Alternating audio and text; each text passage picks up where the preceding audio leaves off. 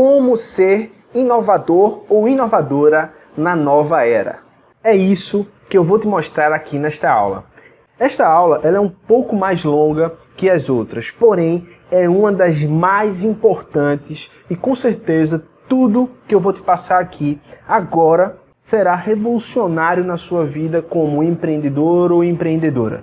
Por isso é muito importante que você assista até o final. Combinado? Bom, então vamos lá. Antes de tudo, precisamos entender o que realmente significa inovação. Inovação é a arte de combinar partes de soluções já inventadas de uma forma que ninguém nunca combinou antes, criando assim uma solução inovadora para resolver algum problema das pessoas. A base da inovação é a criatividade. A definição de criatividade, segundo Howard Gardner, é a capacidade de resolver problemas por meio de soluções que sejam valorizadas em um ou mais ambientes comunitários. Nesse sentido, ao exercitar a sua criatividade, encontrando soluções reconhecidas para problemas, em algum momento você pode ser inovador, combinando algumas soluções de uma forma diferente, nunca combinadas antes. Entendeu?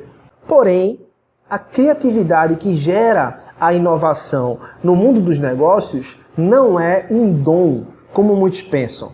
Ela pode ser desenvolvida, treinada e aprimorada pelas pessoas, por qualquer pessoa. Existe um método para isso. Obviamente, existem pessoas com uma tendência natural para esse tipo de habilidade. Contudo, ela pode ser sim desenvolvida por qualquer pessoa e eu vou te mostrar como isso é possível nessa aula. Eu vou te mostrar agora o passo a passo para ter ideias inovadoras na nova era, mesmo que você se ache a pessoa menos criativa do mundo. Então vamos lá.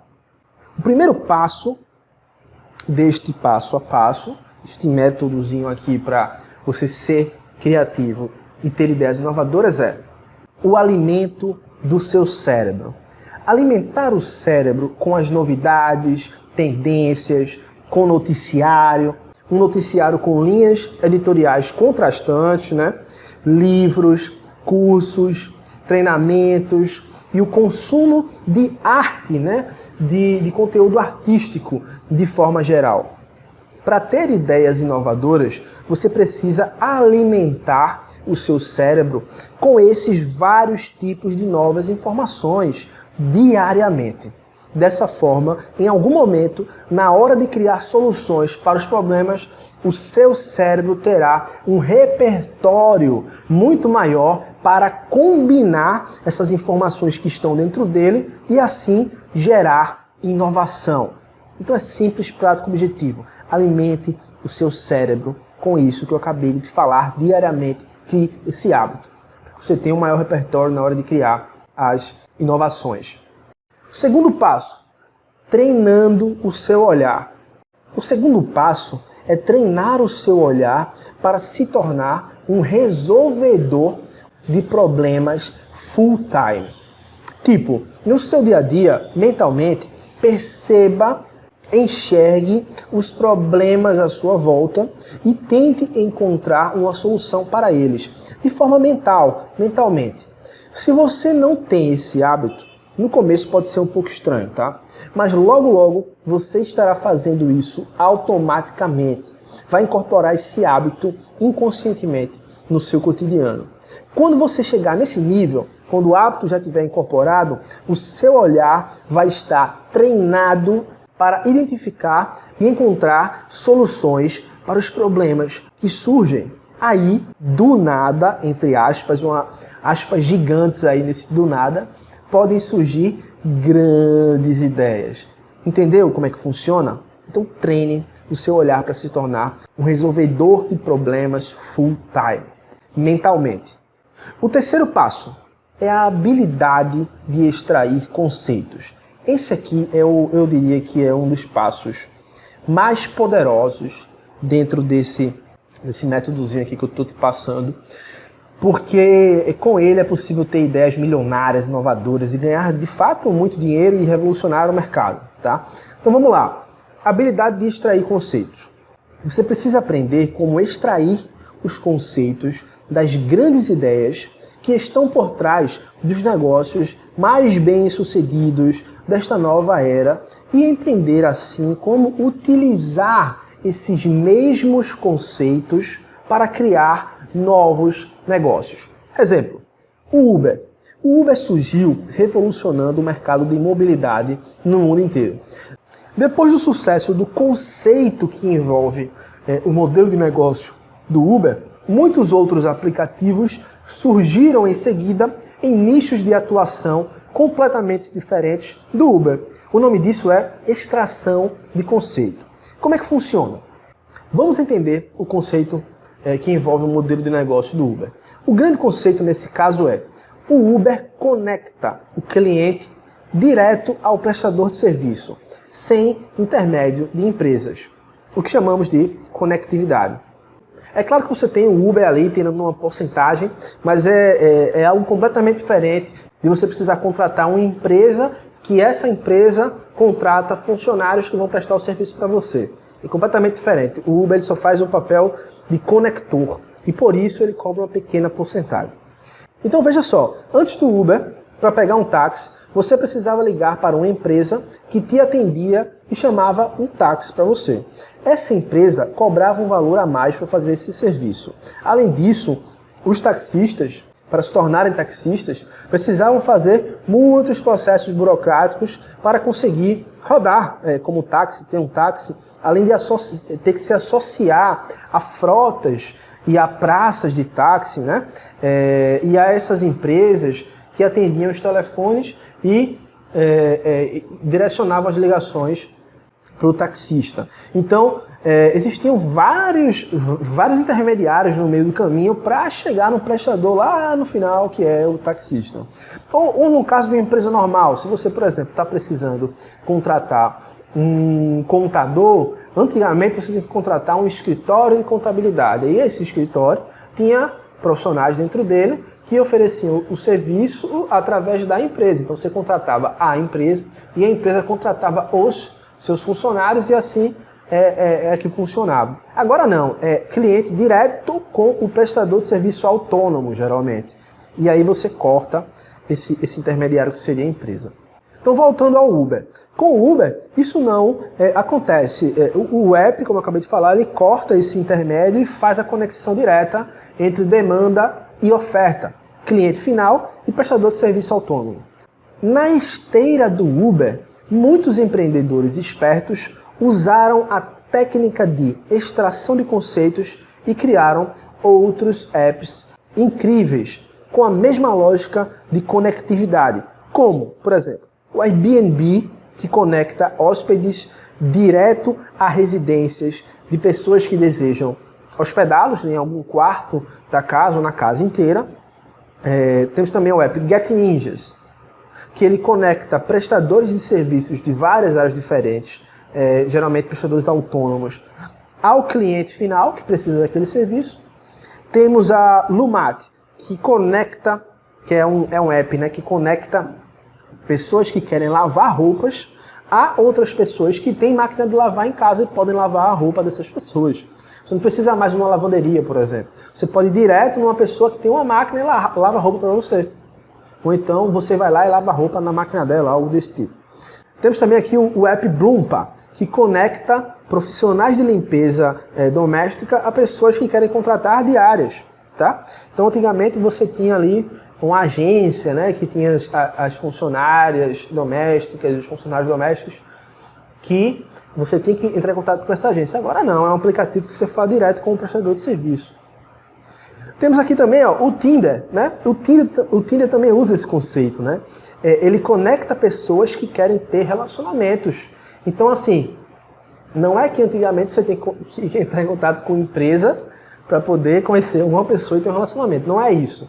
O que eu estou dizendo é o seguinte: ele usou parte do conceito do Uber e conectou pessoas que antes tinham dificuldade de encontrar um parceiro ou parceira a qualquer momento.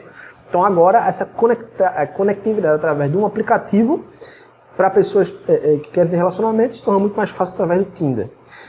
E também tem aqui o MyCare Brasil, que é um app que conecta profissionais de beleza a clientes. Então assim, você não precisa mais ir num salão, que este salão contrata os profissionais de beleza que vão te atender. Não, você entra em contato direto com os profissionais da beleza, os autônomos, que vão na sua casa te atender. E você corta o custo do intermediário, entendeu? E corta esse relacionamento intermediário. Agora pense na Netflix, que é outro exemplo além do Uber.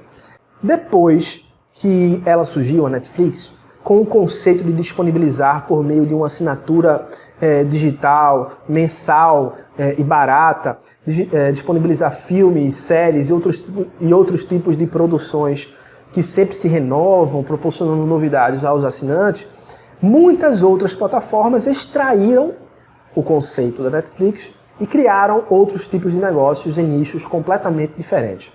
Veja alguns exemplos. Veja aqui o app Beautyflix. É uma plataforma de cursos online com assinatura mensal para profissionais de níveis iniciantes, avançados e entusiastas do setor de beleza. Então, os profissionais do setor de beleza se cadastram lá e tem cursos, treinamentos para todos os níveis que são renovados, e aí você paga uma assinatura para ter acesso a tudo isso de forma online, que nem na Netflix, sabe? Aí tem aqui, ó, o app EducaFit, que por apenas, na época que eu gravei esse vídeo, por R$ 39,90 mensais, você tem direito a todos os cursos e certificados lá da plataforma no mercado fitness. Então, você paga só esse valor e tem acesso a tudo lá que é renovado, os treinamentos, cursos com certificados são renovados lá, muito parecido com a Netflix, o acesso à plataforma. Temos aqui o app Wuz, eu acho que se fala assim, Wuz. O aplicativo, esse aplicativo por assinatura, ele toda semana leva novas roupas para os assinantes. Então você veja bem que é um conceito que tem a mesma estrutura, espinha dorsal, porém não é através de conteúdos online. Você assina, é um aplicativo, mas eles levam roupas novas todo mês para você. Assinante, você paga um valor mensal, entendeu? Tem aqui o meusucesso.com, que é uma plataforma, também tem um aplicativo de assinatura do Flávio Augusto, né? Que você assina e eles lançam novas produções em vídeos para empreendedores, né? Essas produções envolvem cases de sucesso de grandes empreendedores brasileiros e também de fora do Brasil, documentários, séries e materiais complementares, tudo envolvendo o empreendedorismo. Todos os meses. Então você assina lá e tem.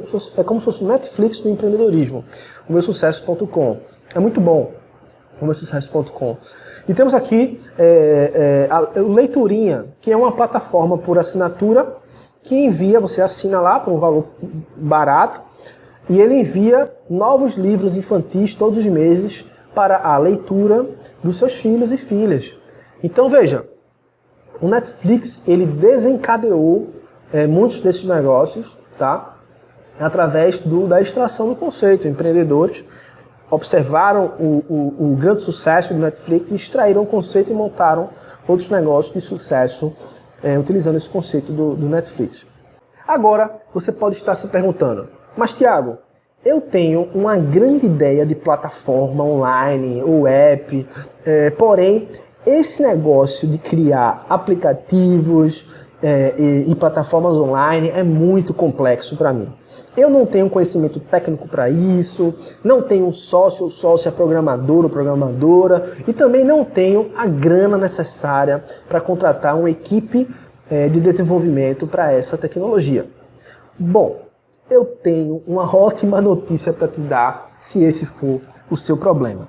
Veja bem, se o seu negócio é de base tecnológica, como uma plataforma, um app, saiba que esse tipo de tecnologia virou commodity. Ou seja, algo sem diferencial competitivo, baixa barreira de entrada, de fácil acesso, de fácil produção. E o que eu quero dizer com isso? Basicamente, hoje em dia é possível comprar a base de códigos já pronta, funcionando 100%, inclusive já com tudo instalado e configurado em um servidor, sem que você precise desenvolver tudo do zero ou ter conhecimento técnico de programação. Centenas de startups que criaram aplicativos ou plataformas online fizeram isso, e muitas delas hoje são muito famosas. Elas fizeram isso, tá? Então vamos lá. Se você teve uma ideia inovadora que se concretiza em um negócio de base tecnológica, que é uma plataforma online, um app, basta você acessar algum desses sites que estão aparecendo aqui na tela, que também estão na descrição aqui desse vídeo, e encomendar ou comprar a base tecnológica de que você precisa.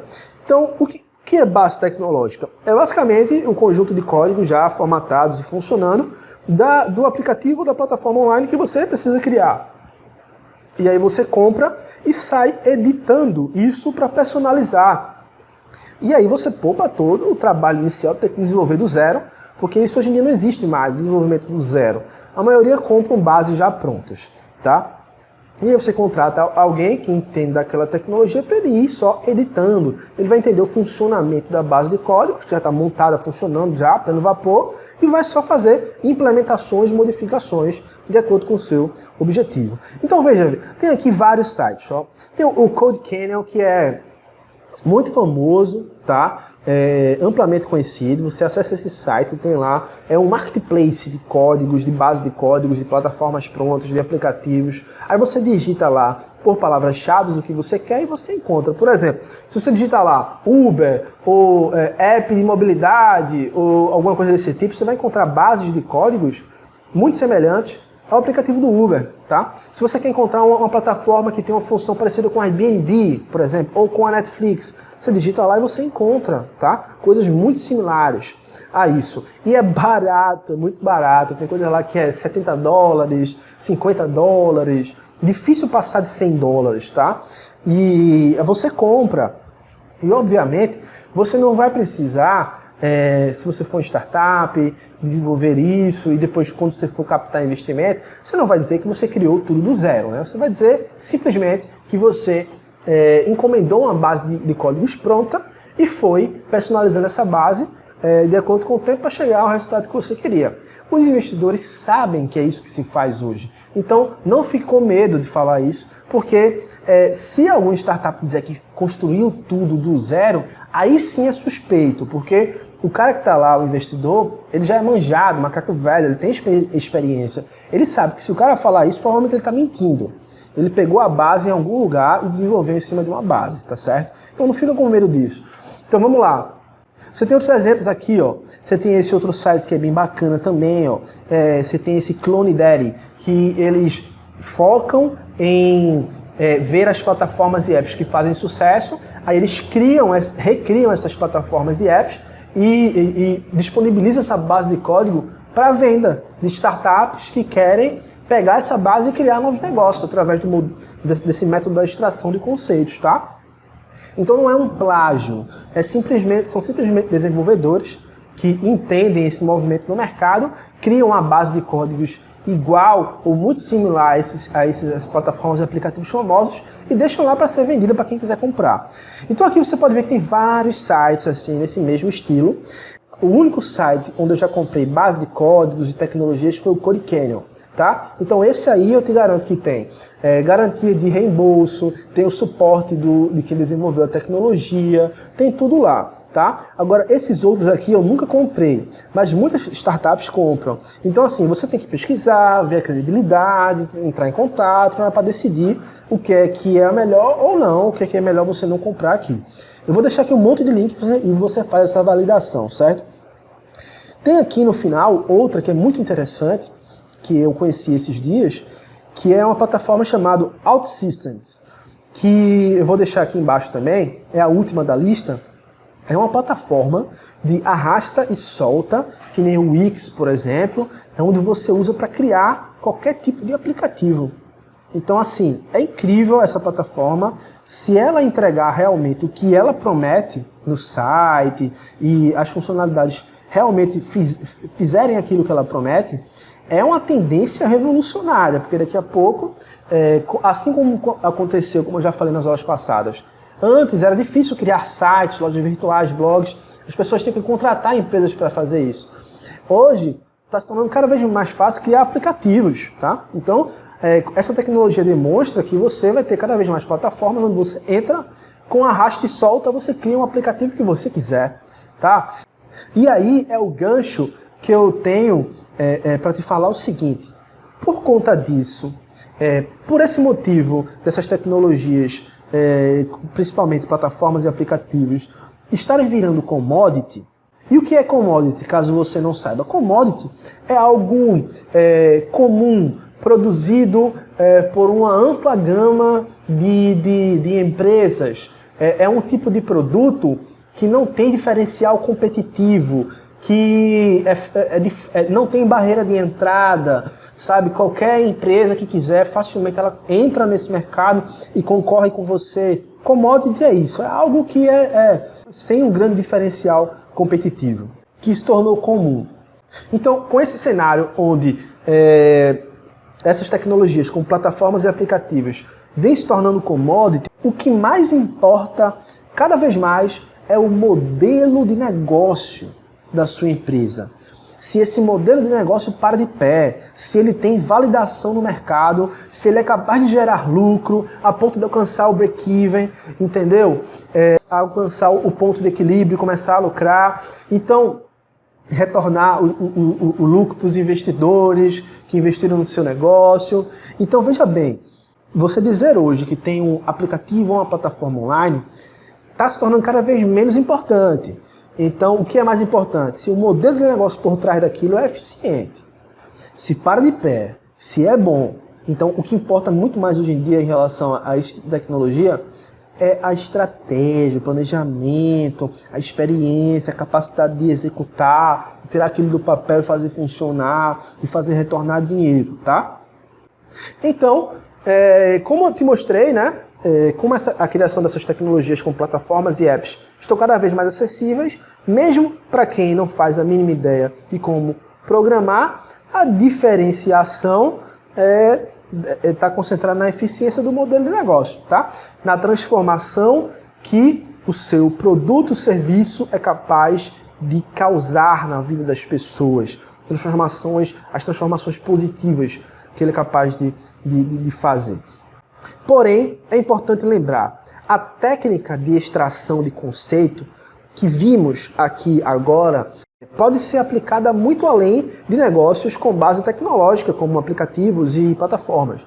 Você pode extrair o conceito de simplesmente qualquer tipo de negócio e, a partir daí, criar outro negócio altamente inovador. Tá certo? Não há limites. Entenda a técnica de extração de conceitos e aplique em qualquer situação. Então veja, uma dica adicional para você ter um bom conjunto de referências em relação às plataformas que fazem sucesso, que estão crescendo, que estão ganhando aí mercado, e os aplicativos também, para que você possa tentar realizar essa extração de conceitos. Você pode acessar as plataformas de crowdfunding, que estão sempre buscando startups, aplicativos, plataformas buscando financiamento para se financiar. Você olha lá essas novas startups que apresentam ali novos aplicativos, novas plataformas com conceitos inovadores. Você analisa aquele conceito e vê se dá para extrair aquilo ali para criar outro negócio ou para simplesmente trazer uma inovação que existe fora do Brasil, que está pegando lá fora do Brasil, trazer para o Brasil. Isso aconteceu com muitas startups que ficaram milionárias, elas simplesmente viram lá o movimento no exterior e trouxeram a inovação para cá, muito similar do que era lá no exterior, tá? Isso também é válido. Você também, para ter essa base maior de análise, você pode acessar os sites das incubadoras e aceleradoras existentes no Brasil e analisar as startups que estão entrando nessas incubadoras e aceleradoras que estão recebendo investimento. E aí você pode fazer isso tanto para as incubadoras e aceleradoras do Brasil e também as de fora, de outros lugares do mundo. E aí você vai começar a ter uma ideia dos aplicativos e plataformas que estão surgindo, que são promissores, você vai poder olhar o conceito deles e você vai ter a possibilidade de extrair o conceito deles. Essa é a realidade do mercado, pessoal. É assim que as startups atuam, que muitos empreendedores atuam, fazendo esse processo de acompanhamento dos sites de crowdfunding, dos sites das incubadoras e aceleradoras, e até do noticiário de forma geral, das notícias que circulam, dos portais que falam sobre inovação, empreendedorismo, startups, e aí o pessoal vai ficando por dentro disso para tentar extrair conceitos e criar novos negócios, tá certo? Então vamos lá, ainda dentro desse contexto da técnica de extração de conceitos, dos aplicativos, das plataformas, eu preciso te falar também algo muito importante relacionado a esses negócios de base tecnológica tão famosos e conhecidos.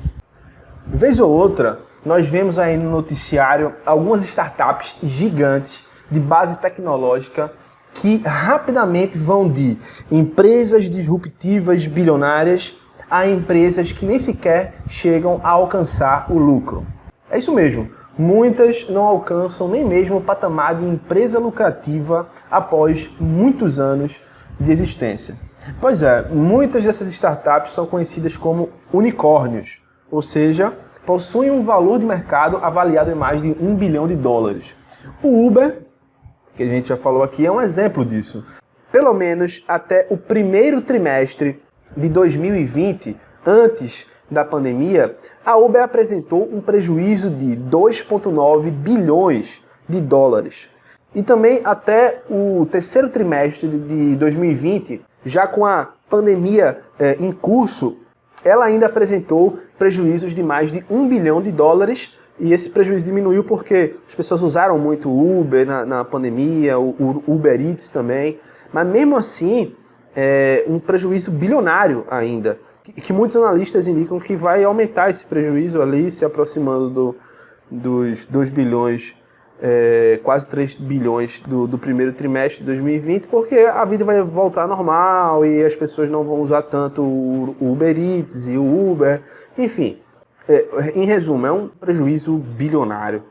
A Netflix, apesar de também ter revolucionado o mercado de consumo do audiovisual, também, até pouco tempo, estava em uma situação parecida. Mesmo sendo um unicórnio, a empresa possui um passivo de dívidas muito maior que o faturamento e o lucro da empresa. Mas você pode estar se perguntando agora, mas se elas são bilionárias, por que não dão lucro? Bom, isso acontece porque esse valor de mercado bilionário, ele não se baseia no que de fato a empresa produz na economia real, e sim no valor relacionado à especulação financeira das suas ações, com base em expectativas futuras. E isso confunde muita gente. Por isso, empresas gigantes como Uber, Netflix, a Lyft e a WeWork, entre outras, muitas vezes nunca chegam a dar lucro, ou dão lucro bem baixo ou abaixo das expectativas. E a partir de certo momento começam a ter os seus modelos de negócio fortemente questionados. E você vai entender porque eu estou falando isso aqui no final, tá? Eu vou te explicar. Mas deixa eu concluir esse assunto que é importante. Geralmente, essas startups unicórnios, que são plataformas ou apps, elas seguem 6 etapas até chegar a iniciar o seu declínio. A primeira etapa são intensos investimentos para a abertura de um oceano azul, né, de um mercado até então inexplorado. A segunda etapa é a expectativa de navegar sozinha por esse oceano azul por um período razoável de tempo e aí ganhar a capilaridade e liderança naquele mercado. Na terceira etapa, mal acabaram de ser vencidas as barreiras de proteção desse oceano azul, como as regulações jurídicas pelo mundo, ganho de confiança no modelo, etc. Por exemplo, o Uber enfrenta muito isso, né? Problemas jurídicos, de confiança do modelo, enfim. Mal vencidas essas barreiras, começam a entrar novos players naquele mercado que não tiveram esse ônus inicial de desbravar, ônus de custo, de tudo, sabe? De desbravar o até então mercado inexplorado.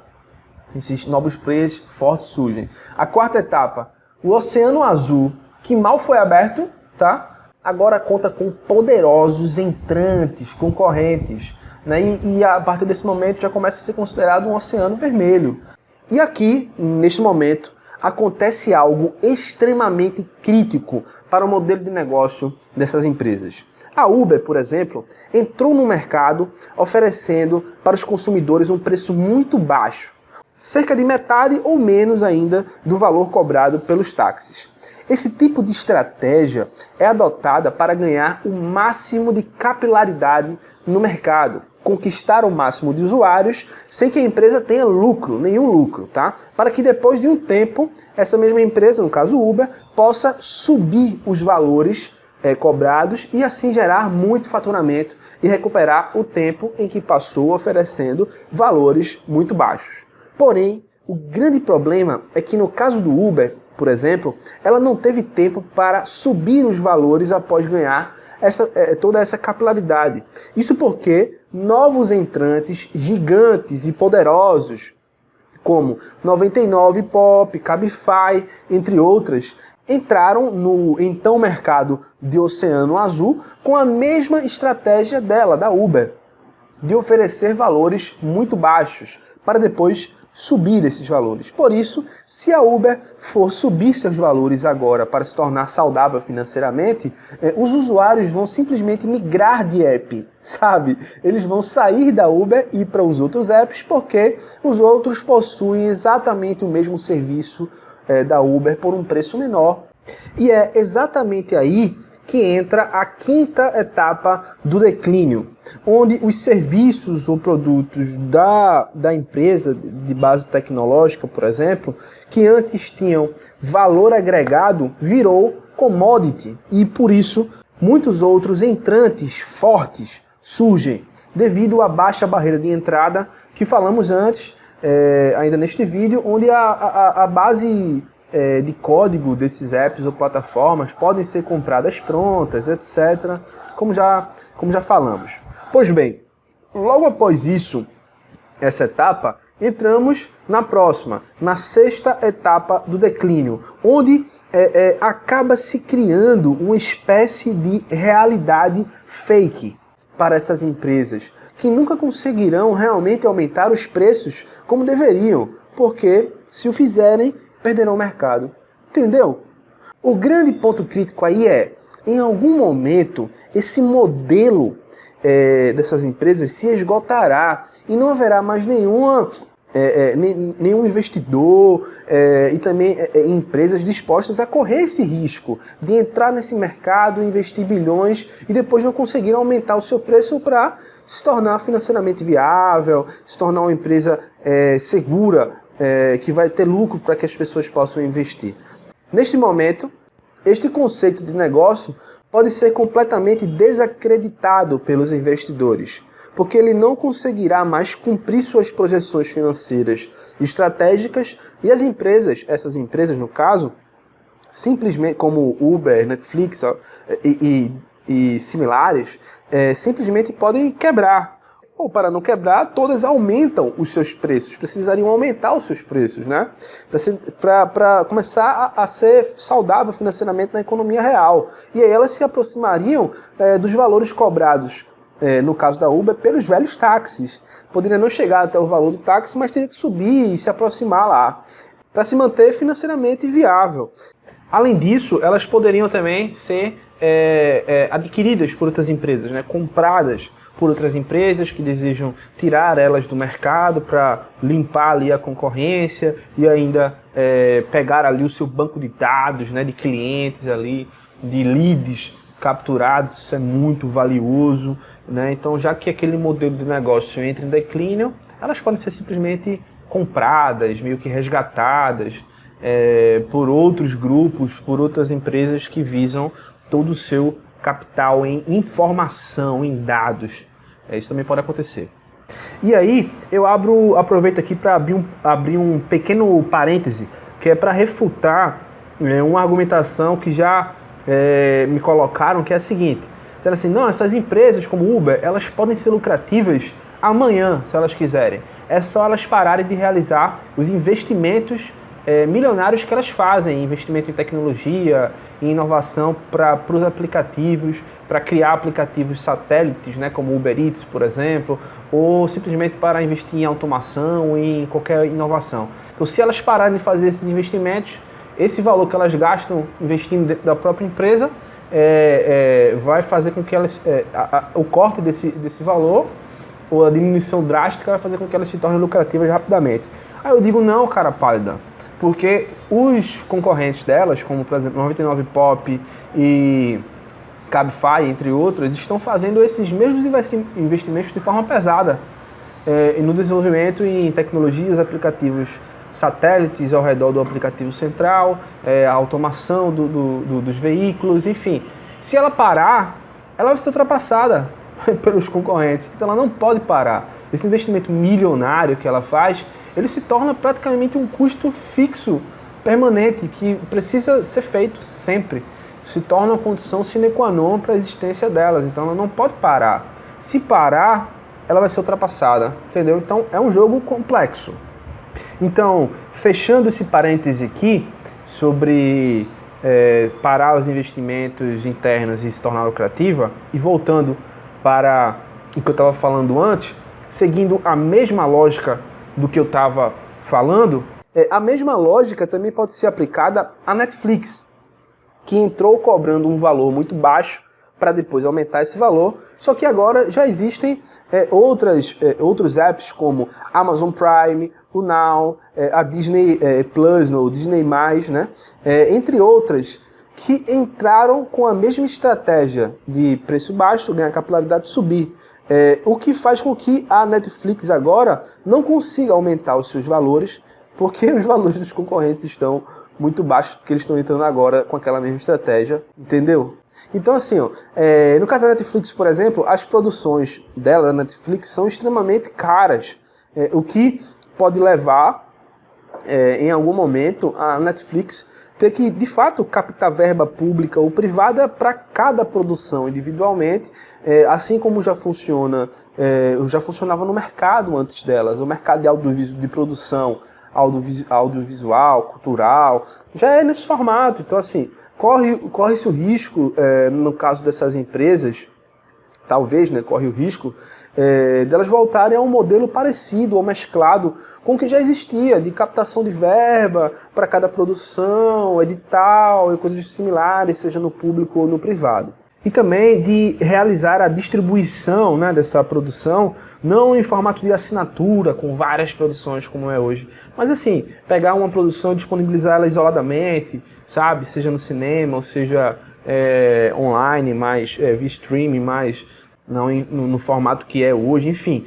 Ou oferecer também um plano de assinatura meio que premium, né, mas com poucas produções dentro dele, para que consiga ser viável, para colocar só um pequeno número de produção numa determinada assinatura, para não ficar aquele mundo de coisas dentro de uma assinatura só, onde você não consegue, através desse valor, capitalizar as produções, entendeu? Então, deixando só um pequeno número, você consegue privilegiar algumas e focar mais nelas, enfim, não sei. E assim conseguir financiar melhor, enfim. O que eu tô querendo dizer é mesclar. Pode ser que haja necessidade de voltar dar uns passos atrás e mesclar com o modelo antigo, tá? Isso pode vir a acontecer em algum momento. Só o mercado, o andamento do mercado e das coisas, a história é que vai dizer como vai funcionar. E o que eu quero dizer com tudo isso? É que você precisa focar em criar uma empresa que sobreviva o mais rápido que for possível do seu próprio faturamento e lucro. Em muitos casos, essas grandes startups sobrevivem da captação de novos investimentos, novos investidores, e não ligam muito para o seu desempenho na economia real. Por isso, muitas cobram valores irrisórios pelos seus serviços ou produtos, valores baratíssimos, porque elas não têm interesse de se pagar, de pagar de fato a sua operação com o seu lucro e faturamento. E sim, ela tem um objetivo muito maior de ganhar capilaridade no mercado e aumentar o reconhecimento da marca e a partir daí aumentar o seu valuation, aumentar o valor das suas ações e conseguir captar novos investidores nesse cenário de valorização para que os sócios acionistas que já entraram possam vender as suas ações, ter uma opção de saída do investimento por um valor maior do que compraram aquelas ações, entendeu? Então assim, não há nada, absolutamente nada de errado com esse game de compra e venda de ações das startups. É um game regulado, regulamentado, aqui no Brasil, fora do Brasil. É um game que financia muitas empresas, que gera muitos empregos e que, além disso, é o motor da inovação. As startups são o motor da inovação, a vanguarda das inovações em todos os países que estimulam esse ecossistema. Isso é um fato, tá? Mesmo em casos onde empresas disruptivas como Uber e Netflix, por exemplo, possam vir a inviabilizar seus modelos de negócio na economia real, a inovação gerada por elas e a sua tecnologia gerada por essas empresas são reaproveitadas em diversas outras iniciativas. Então, são inovações que, quando dão certo, elas geram um legado muito importante que é reaproveitado de alguma forma. Porém, você precisa entender bem esse game, caso queira fazer parte dele. Você não pode entrar viajando na maionese achando que é uma coisa, quando na verdade é outra. Esse é um game diferente da economia real, entendeu? Então assim, cedo ou tarde a economia real se impõe à especulação financeira das ações. Por isso, se você tem ou quer criar uma empresa de base tecnológica, como essas gigantes do mercado, tenha em mente que tornar uma empresa lucrativa deve ser o maior objetivo de qualquer negócio, ok? Então assim, valorize as vendas das suas ações, o seu valuation, se esse for o seu objetivo, porém, em paralelo, também foque em criar um negócio lucrativo de verdade, ok? Então, vamos agora para o quarto passo desse processo que te permitirá ser um empreendedor ou empreendedora capaz de ter ideias inovadoras na nova era do mercado, mesmo que você não se ache nem um pouco criativo ou criativa. Nós vimos até aqui 3 passos. O último deles, agora, foi a técnica de extração de conceitos. A partir daqui, em seguida, ainda nesta aula, eu quero te mostrar os outros 2 passos finais, o 4º e o 5º passo. Combinado? Então vamos lá. Fique comigo aqui até o final dessa aula. Beleza? Então, vamos agora para a próxima técnica sobre como ser inovador na nova era do mercado, que é a habilidade de associação. A associação, ou capacidade de conectar com êxito pessoas com diferentes habilidades, olhares e especializações, é extremamente útil para criar soluções inovadoras. Essa técnica também é conhecida como efeito Médici, referindo-se à exploração criativa em Florença, quando a família Médici reuniu pessoas de uma ampla gama de disciplinas diferentes, escultores, cientistas, poetas, filósofos, pintores, arquitetos, e quando esses indivíduos se conectaram, novas ideias floresceram nas interseções, nas conexões dos seus respectivos campos de conhecimento, gerando assim o renascentismo, uma das épocas mais inventivas, mais inovadoras, criativas da história da humanidade. As empresas mais inovadoras do mundo prosperam capitalizando as associações entre os seus diferentes fundadores, executivos e funcionários. Portanto, através da habilidade de associação entre diferentes pessoas, entre o conhecimento de diferentes pessoas, é possível construir uma usina geradora de ideias inovadoras que podem ser recombinadas e de novas maneiras para assim gerar o que chamamos de inovação. E o quinto passo aqui desse método que eu estou te mostrando para ser inovador, criativo, né, é a habilidade de questionar. Mais de 50 anos atrás, Peter Drucker descreveu o poder das perguntas provocativas. Ele dizia que o trabalho importante e difícil nunca é encontrar as respostas certas, e sim encontrar a pergunta certa. Empreendedores inovadores constantemente fazem perguntas que desafiam o senso comum. Eles gostam de questionar o inquestionável. Então, dessa forma, para utilizar a habilidade de questionar com eficácia, os empreendedores inovadores fazem o seguinte: eles perguntam por quê, por que não e se. Entendeu?